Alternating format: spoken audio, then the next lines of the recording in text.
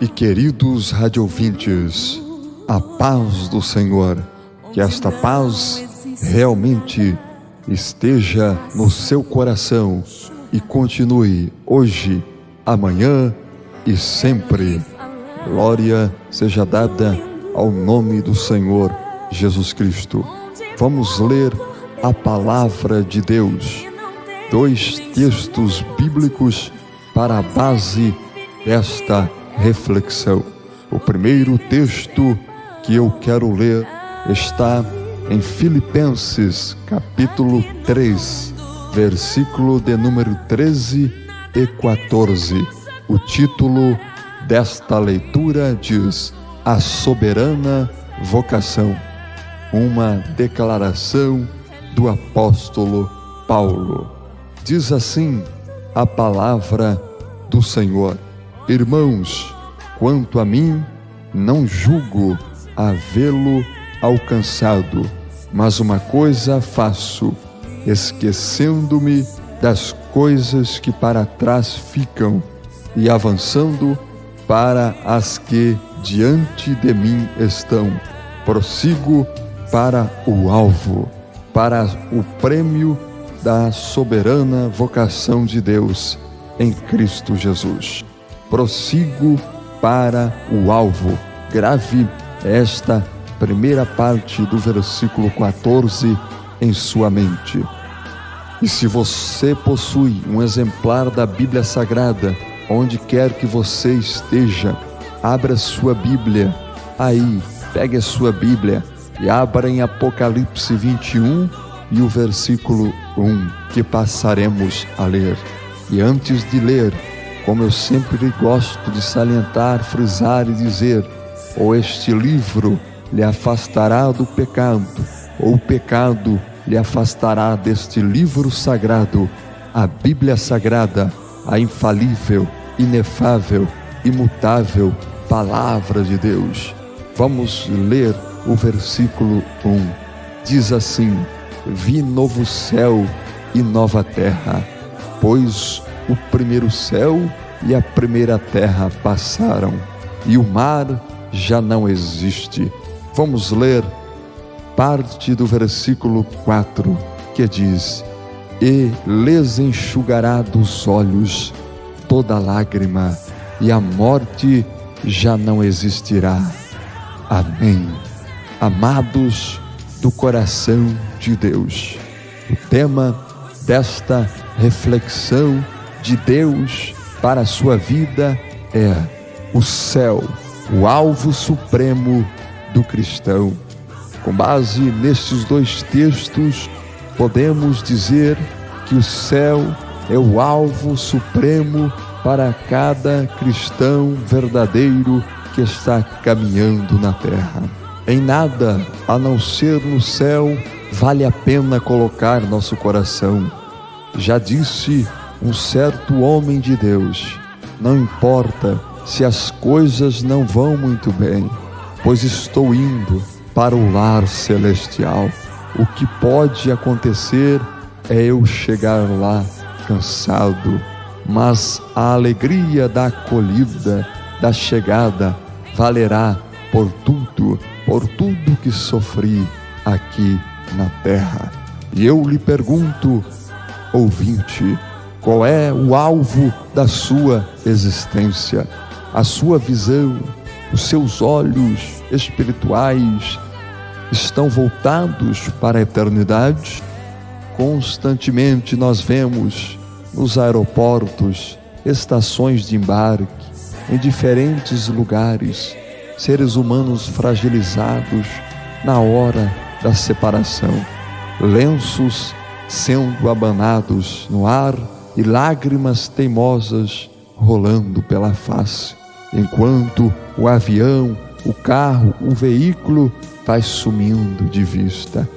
Desde o nascimento, quando dizemos adeus ao útero materno, até a morte, quando nos separamos de parentes e amigos, toda a vida é salpicada e marcada de despedidas.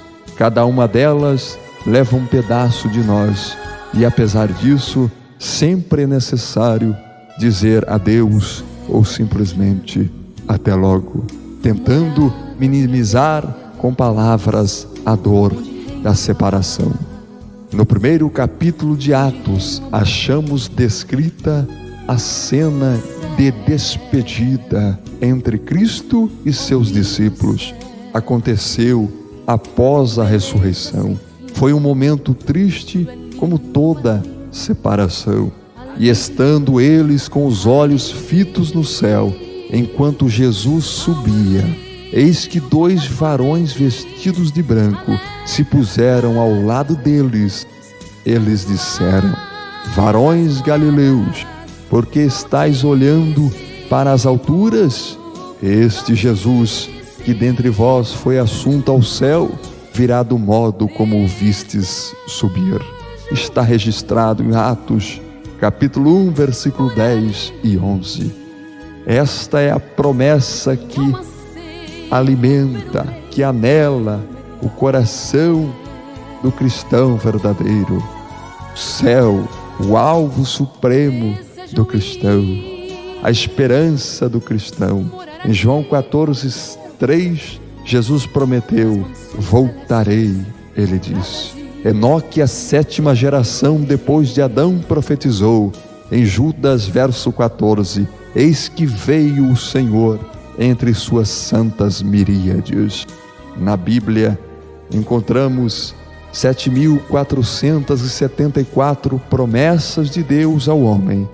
A maior parte delas são condicionais, isto é, só se tornam realidade se o ser humano cumpre uma determinada condição, faz algo para o cumprimento da promessa. A promessa do arrebatamento e da volta de Cristo, entretanto, porém, todavia, não é assim. Não há nada que se possa fazer para evitar ou confirmar sua volta. Se você crer ou não, Ele virá arrebatar o seu povo e buscar sua igreja. Querendo você ou não, Ele virá.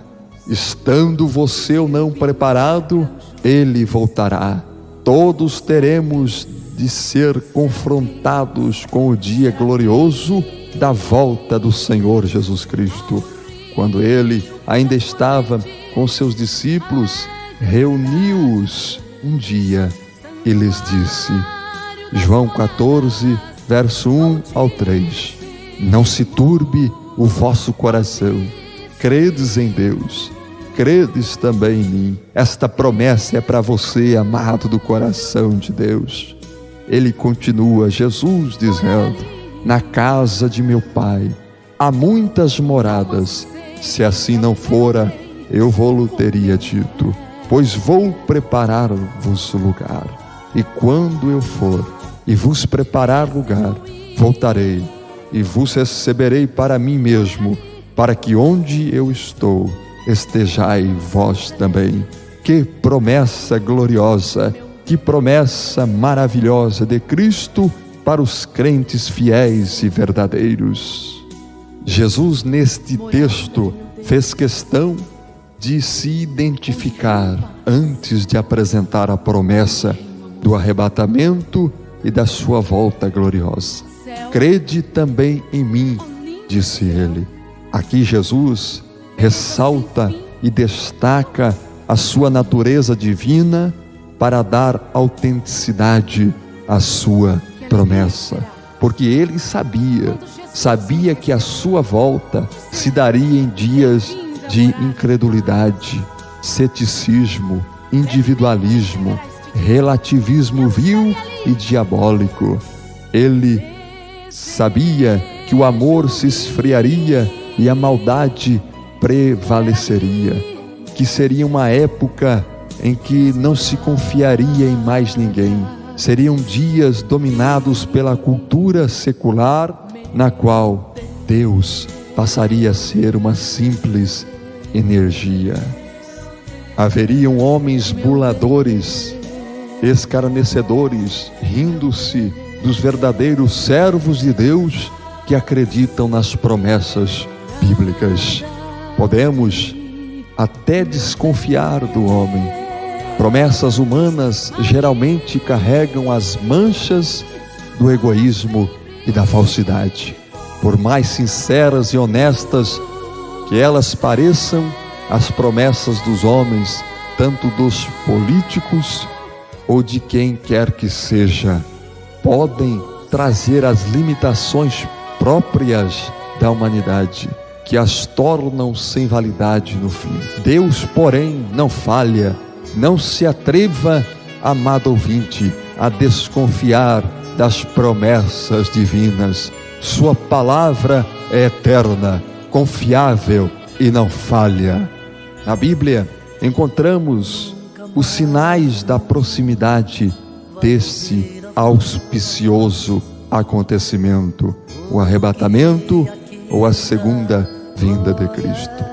O sermão profético registrado no capítulo 24 de Mateus, por exemplo, apresenta muito destes sinais: apostasia, falsos cristos e cristãos, guerras e rumores de guerras, fome, terremotos, esfriamento do amor coletivo e o aumento da iniquidade, do pecado. Pois assim como foi nos dias de Noé, versículo 37 ao 39, também será a vinda do Filho do Homem, porquanto, assim como nos dias anteriores ao dilúvio, comiam e bebiam, casavam e davam-se em casamento, até ao dia em que Noé entrou na arca, e não o perceberam, senão quando veio o dilúvio e os levou a todos.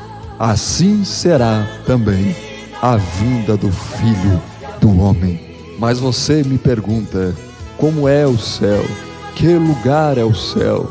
Se eu sou um cristão verdadeiro, se eu sou um crente fiel a Jesus, se eu recebo a Cristo em minha vida e o recebi em meu coração, que lugar é o céu? Para onde eu estou indo? Para onde eu estou caminhando com os meus passos? Que lugar é o céu? A Bíblia fala muito sobre o que é o céu. No céu não haverá mais lágrimas, pois o próprio Deus enxugará as lágrimas dos nossos olhos. Não haverá mais mar no céu.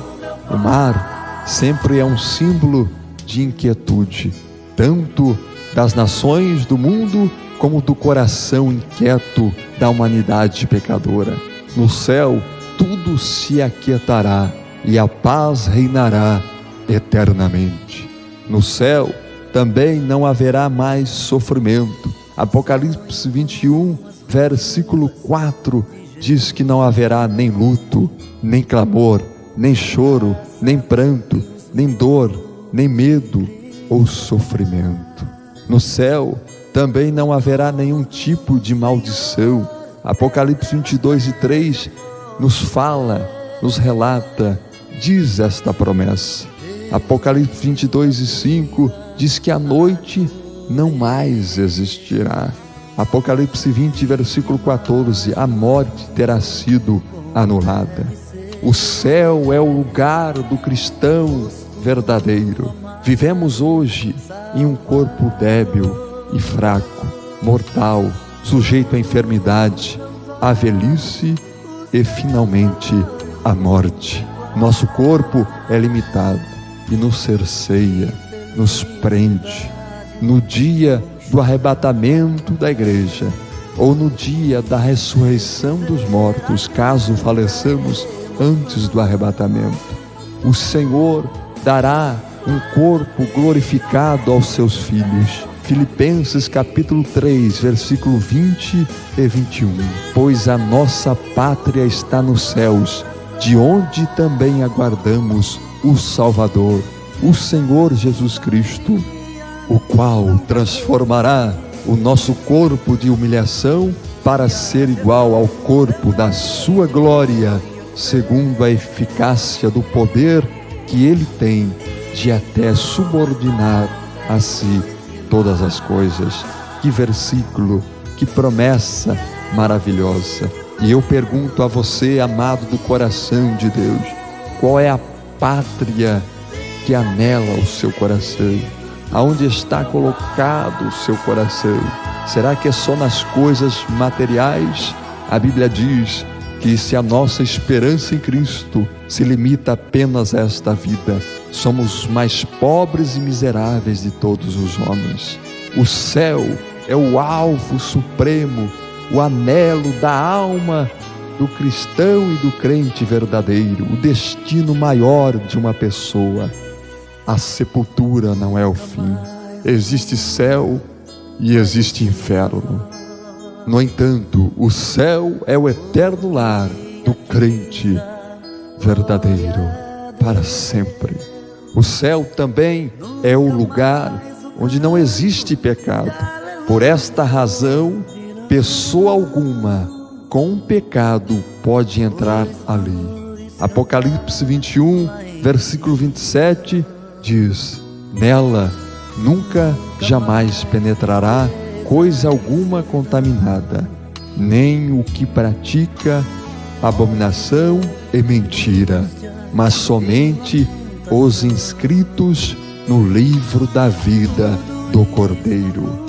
Jesus Cristo é o único e grande Salvador, que sofreu por nós para abrir o céu e garantir nossa entrada na presença de Deus.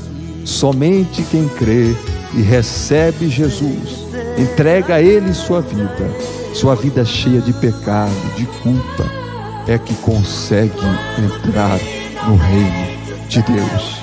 Alguém, certa feita, perguntou e até filosofou: o que nos faz fugir da vida se tememos a morte? Por que fugimos da verdade se estamos fartos da mentira? Por que continuamos em caminhos tortuosos e errôneos se os atalhos escuros nos conduzem ao pecado? Em João 14,6, Jesus Cristo disse: eu sou o caminho e a verdade e a vida. Ninguém vem ao Pai senão por mim.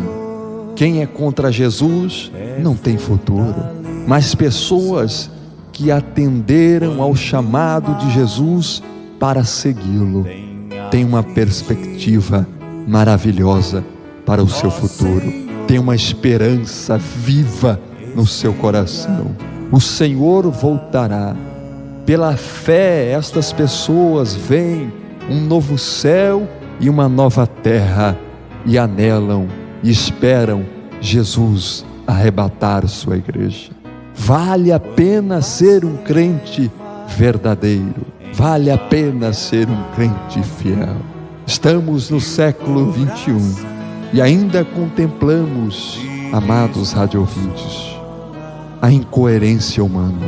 O homem é capaz de realizar, e você sabe disso, está aí explícito hoje em dia. O homem é capaz de realizar os atos mais heróicos para defender a vida e ao mesmo tempo consegue protagonizar os massacres mais horríveis, as guerras bestiais. No entardecer da história deste mundo escurecido pelo pecado, pela maldade, pelo egoísmo, é momento de preparar-se para encontrarmos com Cristo nos ares. Em Apocalipse 22, versículo 20, a parte B diz: Ele vem. Amém. Vem, Senhor Jesus.